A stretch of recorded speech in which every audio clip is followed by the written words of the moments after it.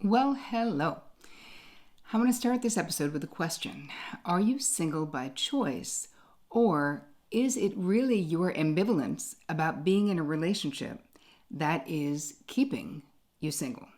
So, if you're single by choice, this episode is not for you.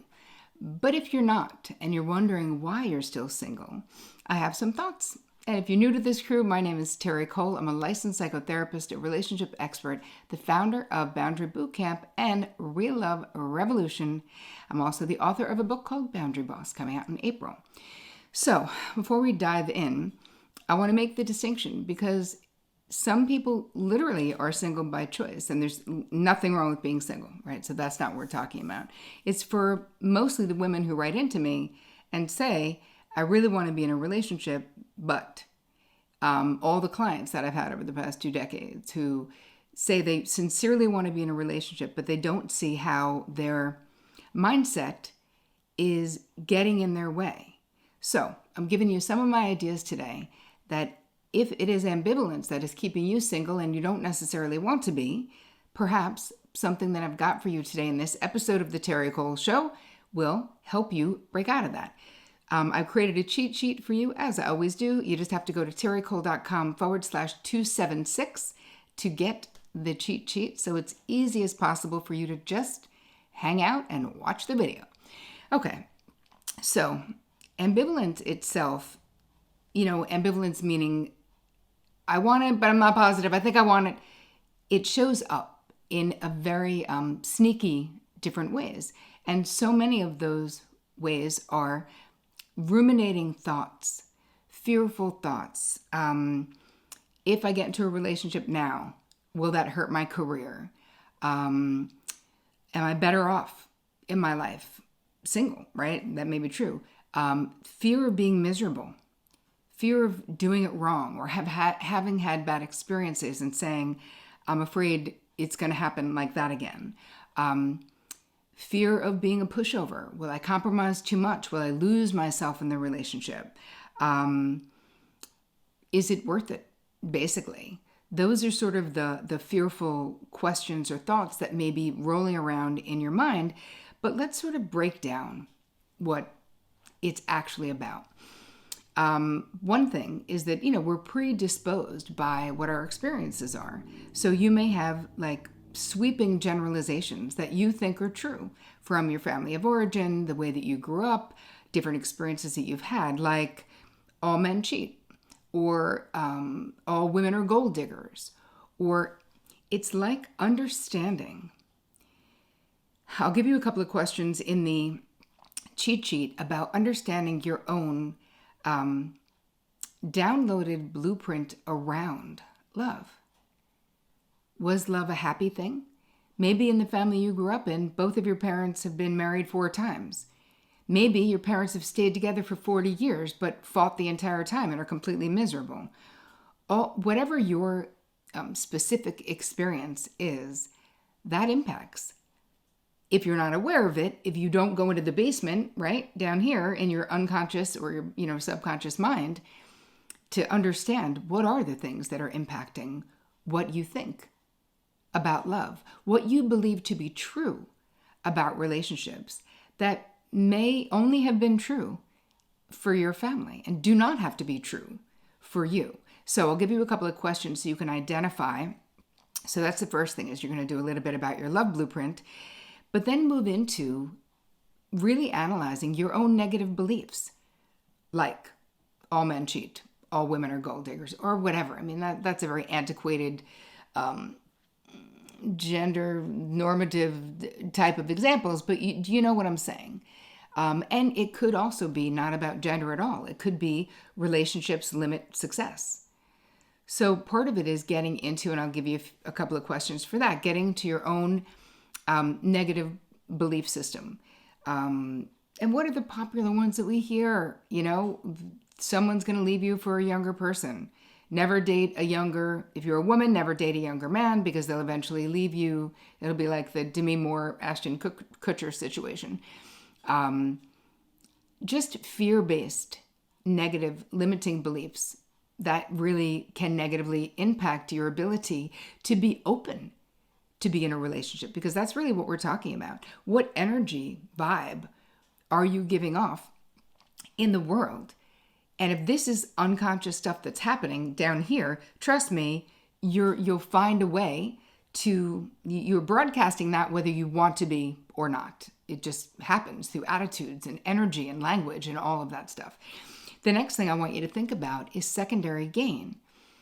So what is secondary gain? It is the unobvious gain, I'll put it in quotes, that you get from staying stuck where you are. So I have a couple of questions that you can ask yourself, which can identify the secondary gain. Psychotherapeutically, this is a term that we use because primary gain is something that's obvious. You go to the gym to be healthier. Well, nobody's going to the gym. You know what I mean? You work out, you do something to be physically well. The primary gain is being physically well, being physically fit, right? Secondary gain is different because it's not obvious, right? You're like, what do you mean? What is my gain from staying single when I want to be in a relationship? So the questions you're going to ask yourself, and I'll give you a couple, but the main one is, what do you get to not feel, not face, or not experience by staying single? So I'll give you an example of a client of mine who had done everything that she, all the things, a matchmaker, the online dating world, had friends fix her up, but could never get it together. And while she was complaining and lamenting and, having all of this focus on, I don't know why I'm single, I don't know why, I'm doing everything, it doesn't make any sense. Of course, as a therapist, I'm like, there's something underneath this, so let's figure out what the secondary gain is. So when we got to the secondary gain question, I asked her, what do you get to not feel, not face, and not experience by staying stuck being single? Of course, I had to explain what secondary gain was to her, because at first she was like, what do you mean? I want to be in a relationship, I want a family, I want to get married. I'm like, okay, but I want you to think one step deeper than the obvious things that you want.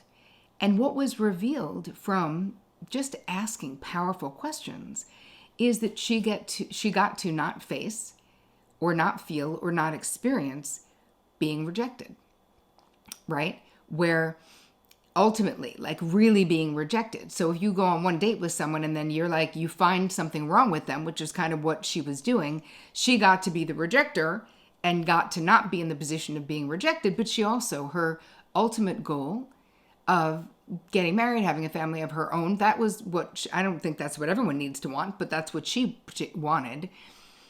And the realization about why she was being so hypercritical of every person that she was dating was that she was terrified of being in an intimate relationship and being deeply hurt. So it was almost like she was accelerating the end of these relationships that never even got started because she was really afraid. Because listen, real love, deep love, being in a committed relationship, you have to be vulnerable.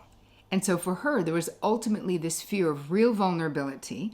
And of course, we worked through those through the therapeutic process, but we had to find what was really going on, because if you don't understand secondary gain, what you might be getting from staying in a situation that you say you don't want to be in, we focus our attention and energy on the wrong things, right? We're like, it's about being more social, or it's about these other things. If it's a deep-rooted fear within you, you got to get to that. So I'll give you the secondary gain questions I just said and a couple of other ones that I think will be helpful. And the last thought that I have for you is to get in touch with whether you're a perfectionist or not. Because if you are, there is something about, I've had so many high-functioning female identifying clients over the last couple of decades who they're so good at everything, but they never could figure out the love thing. And so that's actually really what motivated me to create the Real Love Revolution course, which is actually coming up at the end of this month, because they were women who, they were embarrassed to not know how to do it. They were ashamed of having, quote unquote, like failed love, so to speak. So in a way, they just gave up. And that's very perfectionistic in that you're willing to do the things that you're good at, the things you're masterful at, but you don't want to do the things you're not good at. And so perfectionism, hey, man, that doesn't go together with being partnered with healthy love, because there is no perfect relationship. Life isn't perfect. Life is super imperfect. People are super imperfect. We are super imperfect. And I think that is a block, has been a block for many of my clients, and maybe it's a block for you too. So I put all of this into the guide for you, terricole.com/276. Drop me a comment right here. Hit that subscribe little bell thing if you haven't done it. Please do. I want to hear what you have to say about this. I hope that this added value to your life, my whole trip, and you guys know it. I just want to elevate your joy and help you to lessen your own suffering, because I know that you can, because you deserve to be happy, healthy, and well loved. You really do. So I hope you guys have an amazing week. And as always, take care of you.